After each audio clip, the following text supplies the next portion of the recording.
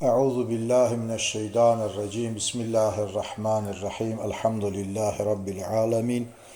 Sallallahu ala seyyidina Muhammedin ve ala alihi ve sahbihi ve sellem. Esselamu aleyküm ve rahmetullah. Bərəkət olsun deyə Şah Nakşibend Həzrətlərinin sözünü təkrarlayaq. Şah Nakşibend Həzrətləri Qudsə sırrı buyurur ki, در خلوت شهرت است، در şöhrət afət است, təriqət mən söhbət است. Şah Nakşibend Həzrətlərinin təriqətinin üsulu söhbətdir. Söhbət nədir? Söhbət, möminlər 2, 3, 5, 1000-i bir araya gəldikdə haqdan danışmaq, Allahdan danışmaq və bir-birlərini dini mübin İslam barəsində məlumatlandırmaq və bu yolda yüksək məqamlar qət eləyən, fəth eləyən ulu insanlardan, Allah dostlarından bəhs eləmək ki, onların adları zikr olunanda meclisə Allah Taala'nın rəhməti nazil olur. Və eyni zamanda o salih insanların əldə etmiş olduqları o savablar, Allah-u Teala'ya müqərrəb qul olmaq, Allah-u Teala'ya sevgili qul olmaq, salih əməlləri işləməklə olub. Çünki Allah Teala cənnətə girməyi iki şərtə bağlı. Birinci, iman gətirməkdir və ikincisi də salih əməllər görməkdir. Salih əməllər görmək üçün isə onların Allah-u Teala'nın qatında dərəcəyə qəbula vasil olması üçün, yücəlməsi üçün bizə lazım olan bəzi şeylər var ki, bugünkü söhbətimiz qısa şəkildə o barədə olacaq.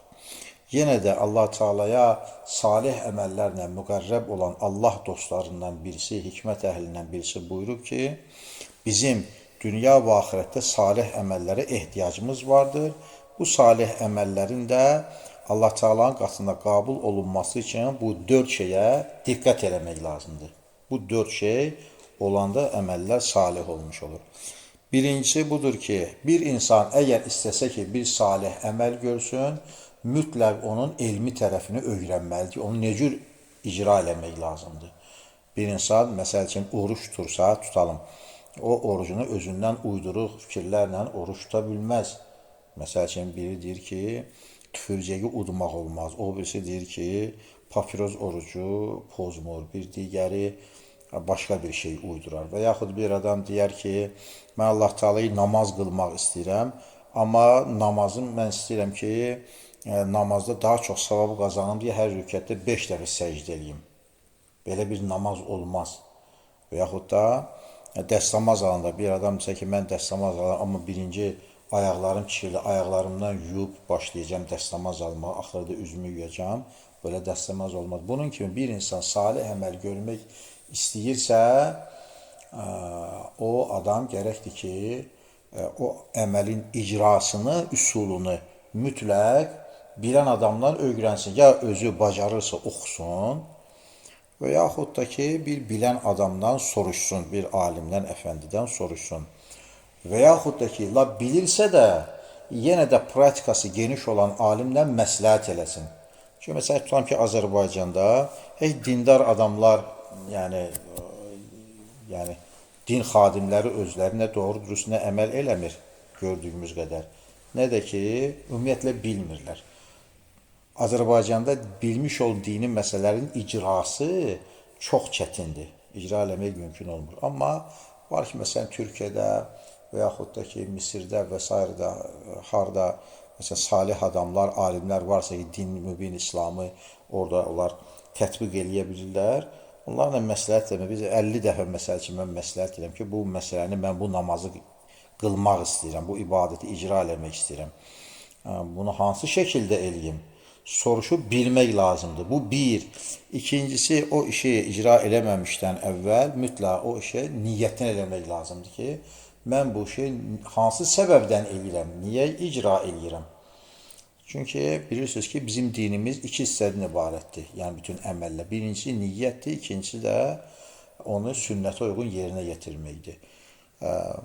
Və bir adam, məsəl üçün, Həzrət Rasulullahın zamanında Peyğəmbər hicrət eləyəndə o Allah və Rasuluna görə, yox sevdiyi qıza görə hicrət elədi deyə Peyğəmbərimiz əleyhissalam dedi ki, İnnemal a'malu binniyyat. Sizin əməlləriniz niyyətlərə bağlıdır. Eyni əməldir. Peyğəmbər gedib, Həzrət Əbu Bəkir də gedib, o biri sahabilər də gedib, bu adam da gedib. Eyni əməldir. Amma ki, o adam hicrətin savabından məhrum olub. Niyə? Çünki o Allah Rəsulü üçün getməyib. O gedib, o sevdiyi qızla görüşmək üçün, evlənmək üçün.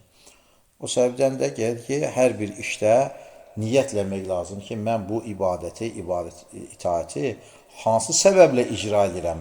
Niyyətləməlidir ki, Allah rızası üçün edirəm. Başqa mənim burada məqsədim yoxdur. Sual olsa, nə məqsəd ola bilər? Məqsəd ola bilər pul qazanmaq, məqsəd ola bilər şöhrət qazanmaq, məqsəd ola bilər vəzifə qazanmaq, cürbəcür şeylər ola bilər. Xüsusən zamanımızda dini öyrənirlər ki, geçsinlər, magistr olsunlar, sonra professor olsunlar, sonra doktor olsunlar və s. belə geçsinlər, elmlər akademiyasında işləsinlər, geçsinlər, hansısa bir vəzifədə otursunlar və s. bunun kimi. Yox, insan əməl eləməlidir, elm öyrənməlidir, dinlə məşğul olmalıdır. Ne üçün? Allahın razılığını qazanmaq üçün. 2. Və 3-cüsü, o əməli eləməmişdən əvvəl gərəkdir ki, o əmələ səbirlə yanaşsın, səbirlə icra eləsin. Məsələn, namaz qılanda, itaat ibadət, ümumiyyətlə ibadət eləyəndə, zikr eləyəndə bir dəfə bir namaz qılan, təzə namaz qılanlardan birisi, qardaş yanımıza gəlmişdi. O, keçmiş bəxtəvər devirlərdə bizim yanımızdakilər alıb əlinə supa çəkirlər. O subhanallah, subhanallah zikri namazdan sonra. Bu bizə çata bilmirdi. Axırda bir gün ya gəlib sündür muncuqlarımızı sayacağım ki, təsbihimizin neçə muncuğu var ki, mən üstə çata bilmirəm. Səbirli olmaq lazımdır namazları qılanda. Çünki şeytan insanları tələsdirir. Əl-əcələtu minəş-şeytan. Tələskənlik şeytandandır. Və tələsəndə də insan bezir. İnsan bir yaxda ki, niyyət eləməlidir başda. Niyyəti pozulur. Yəni, səbir insanı hövsələdən çıxartır. Məsəl üçün, mənim biraz ki, şəkərim var, bilirsiniz. Ramazanın son 5 günündə biraz şey oldu. Şəkər məni sığışdırdı və istədim ki, xəstələrə Allah Taala'nın vermiş olduğu imtiyazlardan istifadə edeyim. Amma səbirli oldum, biraz dartdım, biraz Allah'tan yardım istədim və əlhamdülillah tamamladım yəni oruclarımı. Demək ki, ibadət eləyəndə səbirli olmaq lazımdır. Digəri isə bir salih əməl görəndə gözləməyimiz lazım olan şey budur ki, əməllərimizi ixlasla yerinə yetirməyimiz lazımdır. İxlas nədir? İxlas budur ki, o adam gərək istəməsin ki, onun etmiş olduğu əməl cəmaata məlum olsun. Əməl edirsən, özünlə Allah arasında olan əməldir. Xalqın bilməsində bir ehtiyac yoxdur. Bir adam hacca gedir, 3 dəfə, 4 dəfə hacca gedib, hər barmağını bir üzük taxır ki, dəqiqədə cəmaata belə göstərib, bildirmək istəyir ki, mən 4 dəfə hacda olmuşum, 3 dəfə hacda olmuşum. Və yaxud da ki, başqa ibadətlər 5 manat pul verir kiməsə, istəyir ki, onun eləmiş olduğu bu yaxşılıqdan danışsınlar ki, bu kiməsə 5 manat pul verib. Ehtiyac yoxdur. Hətta Peyğəmbərimiz əleyhissalatu vesselam hədis şərifdə buyurur ki, sahabələrinə, ey mənim sahabələrim, siz bilirsiniz, mömin kimdir? Deyir ki, Allah və Rasulü yaxşı bilir, ya Rasulullah, sahabələrdir. Deyir ki, mömin o adamdır ki, ibadətini 7 bağlı qapının arxasında da eləyir, gizlində. Amma Allah Teala onun əməlini lazım olsa xalqa bildirir. O ölmədən öz əməlinin mükafatını, yəni Allah Teala o xalqın vasitəsilə ona verir. Nə tər olur? Allah Teala onun sözünə bir bərəkət verir. Allah Teala onun duasına bərəkət verir. Allah Teala onun üzünə bir nur verir ki, və bilirlər ki, bu adam həqiqətən onun çöhrəsinə, üzünə baxanda bilirlər ki, bu adam mömin adamdır da. Adam da var ki, məsəl ki, itaat ibadətli, özünü şey eləyir, xalqa belə tanıtdırır. Amma üzünə baxan kimi bilirsən ki, bu adam şarlatanın birisidir, yəni fırıldaqçı, əclafın birisidir. O səbəbdən də o əməllər ki, biz eləmək istəyirik, lazımdır ki, onları ixlasla eləyək. Yəni, xalqın təqdiri, tərifi bizə ehtiyac deyil. Əsas məsələ budur ki, ibadətlərimizi Allah Teala qəbul eləsin. Yəni, bu salih əməllərə bizim nə ehtiyacımız var? Burada bir, necə deyim, mötərizə açıb kənarda bir söz də demək istəyirəm. Ehtiyac bundan ibarətdir ki, biz Allah Teala'nın qullarıyıq. Və Allah Teala eləmiş olduğumuz salih əməllər səbəbi ilə bizi sevir. Biz salih əməl gördük, ona qulluq elədikcə, Allah Teala bizi sevir. O əməllər bizi Allah Teala'yı yüksəltir. Məsələn, iki səcdə eləyik, iki səcdənin arasında elədiyimiz dualardan birisi bu ki, Allah məğfirli, vərhəmni, vəcburni, vəafini, vərzuqni, vərfəni. O vərfəni sözü ki var, nə deyir? Allah məni ucalt. Eləmiş olduğumuz ibadətlər bizi Allah Teala'nın qabağında ucaltır. Necə ki, mələklər Adəm əleyhissalamın qabağında Allah səcdə elədilər. Amma iblis səcdə eləmədi. Eləmədi, nə oldu? Alçaldı. Mələklər ucaldı. Qullar da əgər mələklərə layiq olan əməllər görsələr, onlar ucalacaq. Etmiş ol ibadətlər, onların xasiyyətinə sirayət. İbadət eləyir, xasiyyəti ipəkləşir, gözəlləşir,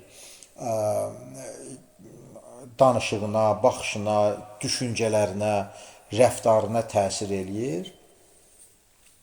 Amma salih olmayan əməllər, günah əməllər o insanın xasiyyətini dəyişdirir.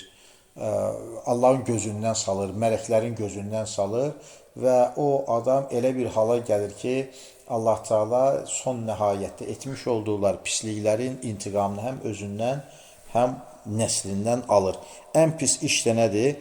Pis əməl görən adamlar etmiş olduqları, yəni mücrim qullar, fasıq qullar, etmiş olduqları günahın tərəfini tuturlar. Onu qınayanda tərəfini tutur. Ən pisi isə onu təbliğ eləyirlər. Təbliğ eləyəndə faizi təbliğ eləyir, günahı içkini təbliğ eləyir, zinanı təbliğ eləyir. Bu təbliğ eləməklə cəmiyyətin içərisində naxoş işlərin yayılmasına, xoş görülməsinə səbəb olur ki, bu da cəmiyyətin pozulmasına gətirib çıxardır. Allah Teala bizlərə salih əməllər görmək nəsib eləsin, onların həvəsini qəlbimizdə artırsın, hansı şəkildə icra eləmək lazımsanı Allah Teala Peyğəmbər əleyhissalam sünnət saniyəsini öyrənməyi, ona uyğun əməl eləmək cümləmizə nəsib və müyəssər eləsin. Eyni zamanda da salih əməllər axirətdə bizim valyuta məzəndəmizdir. Necə ki, burada pulla, qızılla, gümüşlə iş görürsən, orada da bizim salih əməllərimiz cənnətdəki rifahımızı, cənnətdəki dolanışığımızı, cənnətdəki alış-verişimizi təmin eləyəcək əmtə vasitəsidir. O səbəbdən kimin çox salih əməli var, xərcləməyə çox şey var. Bəzi adamlar deyir ki, olmaz ki, mən sünnətləri qılmayım. Yəni, olmaz ki, sən dünyada pulsuz yaşayasan. Pulun olmasın, yaşa da. Güya ki, bir adam pul olmasa yaşaya bilmir. Neçə yaşayır? Çayın qıranı quracaq çadırı. Girəcək ora, 2 dənə toy, 3 dənə qoyun saxlayacaq. Dolanacaq da, keçinin sütunu sağıb yiyəcək öz üçün. Mütləq pul olmalıdır deyəm. Yox, əgər bir insan ətrafındakı insanlar kimi daha yaxşı yaşamaq istəyir, təhsilli, imkanlı və s. o gərəkdir ki, təhsil alsın, sonra işləsin, pul qazansın və s. Bunun kimi bir insan istəyirsə ki, qiyamət gündə Peyğəmbər əleyhissalamın həm cidar, evliyalarla həm süfür olsun, ona lazımdır ki, Peyğəmbərlərin və evliyaların əməllərini görsün. Nə qədər çox əməl görsə, o qədər çox pul olacaq. Nə qədər səhlənkarlıq eləsə, o qədər dolanışığı çətin olacaq. Subhanəkə la ilmə lənə illə mə alləmtənə innəkə entəl alimul hakim və axir da'vanə və da'vahum ənəlhamdülillahi rabbil aləminəl-Fatiha.